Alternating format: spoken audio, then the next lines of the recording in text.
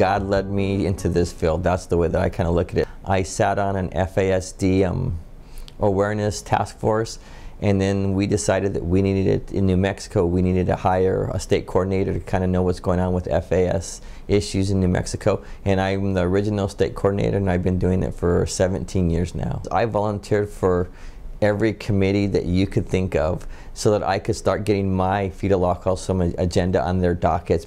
The biggest challenge is money, and then I would say is just getting buy-in from people. My favorite program that I developed is a FAS, Fetal Alcohol Syndrome Peer Education Program.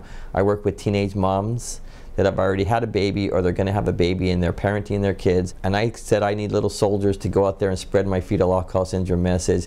And originally that's what it was. I'm going to educate these young men, young women, mostly young women, on fetal alcohol syndrome because, you know, they're the ones that could have potential future children with fetal alcohol syndrome if they continue to use alcohol. It was like therapeutic for them because a lot of them had drank while they were pregnant. Their children didn't have fetal alcohol syndrome, but they had drank. They had that fear that, you know, maybe I caused damage to my baby. And you know what? We want women to have a happy pregnancy. We don't want them to have a miserable pregnancy. I know the first time I did a presentation, I could see like 3 or 4 teary eyes in the classroom, and I knew that those young ladies had drank while they were pregnant. They stopped once they found out they were pregnant, but by that time, you know, they thought that they could have damaged the baby.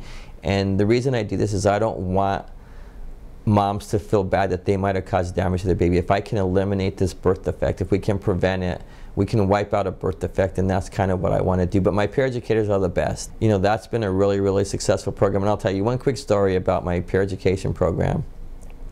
I was at a little town, and one of the girls said, well, you know what, my boyfriend's, he's not a very good person. He's not doing good things for me. What should I do? And he's not doing good things for our little boy. And I go, what do you mean? And she goes, well, he's in a gang and all of these things like that. And I said, well, you got to launch him. You got to bag him. You got to get rid of your boyfriend. If he's not going to be there for you or your kids, you got to send him packing, I said. And she's like, oh, okay, you know what? I think that's a great idea. So the next day, session number, you know, part 2 of our day, she comes in the morning. She goes, I told my boyfriend. I'm like, cool. I'm so proud of you. I'm glad you did that. I'm glad you made that choice. She goes, he's outside. He wants to talk to you. And I'm like, okay. I go, I'll send him. And here comes this big old gang guy with tattoos on and everything. And like, oh crap, man, this guy's out for blood or something like that. So he goes, did you tell my girlfriend to get rid of me, to bag me? And I said, I sure did. If you're not going to be there for you, for her or the baby, then she just needs to, you know, you don't need to be around anymore. So what does he do? He just breaks down, starts crying, and says, I want to get out of the gang. I don't know how to do it, but I want to be there for her. I want to be there for my son. You know, and so we took him to a counselor and everything, and they ended up moving out of that town and got him out of that gang and stuff. And you know, I've heard from them like probably 3 years ago, and they were still doing good. The baby was now a little boy and stuff, but they were really doing good. And you know, there was a thank you card for them saying that you made a difference, and you know, thanks for helping us with this stuff. And I was at a high school in New Mexico, in Los Alamos, New Mexico. And I'm talking and I'm doing a bunch of, you know, just my regular FAS stuff. And one of the questions is, you know, would you know if somebody had fetal alcohol syndrome in the classroom? Would you know that they had it?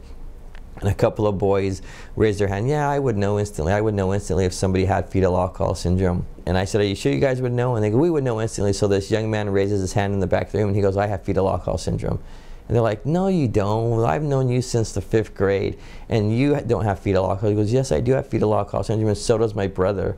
And when I first went into high school, because I was in high school, we'd have guest speakers come in and talk and stuff like that. When I started doing that, I said, you know what? I do not want to be the disease of the month, the disease of the week. We play like a Jeopardy game. And then we also give them a stress ball for answering a question or something like that. And I get, you know, stacks of letters from the kids that they say, I went and I talked to my mom and dad and I asked them if they knew about fetal alcohol syndrome. And they said, well, we kind of knew that you shouldn't drink, but we didn't know the extent of it, or thank you very much. You know, I didn't know anything about this disability, and I didn't know anything, and now that I do, and now I won't drink, or my girlfriend's not going to drink, or my wife's not going to drink.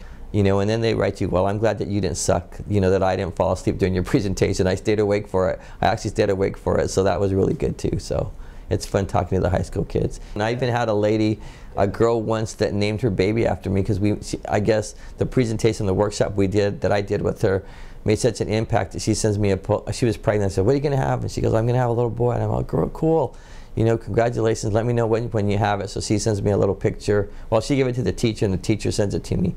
You know, and then she named their little boy Jerome. So that made me feel really happy and stuff. So That's the biggest difference for somebody with an FASD. If you have good parental support, or if you have somebody that's going to advocate for you, they're going to teach you how to advocate for yourself. That's what makes the best difference. No matter how old you are or how young you are, you want to be successful, and you want somebody there to acknowledge that. And if you have good support people to get you there, then that's going to make a difference. I correlate this to playing Russian roulette with a loaded gun.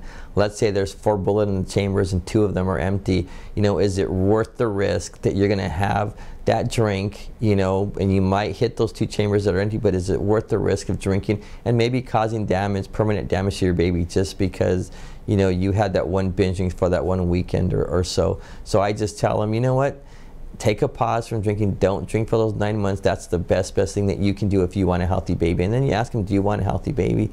And you know, 99, 100% of the time, of course they want a healthy baby. So I kind of work that message in with them, and just don't do it. You don't need to have that drink. My whole thing is prevention, as you probably heard, because I'm talking about prevention all the time. You know, all the other stuff is important. Getting services for children with FASD, getting supports for the families, all of that stuff is just so important. But my main mission for me is to wipe out this birth defect.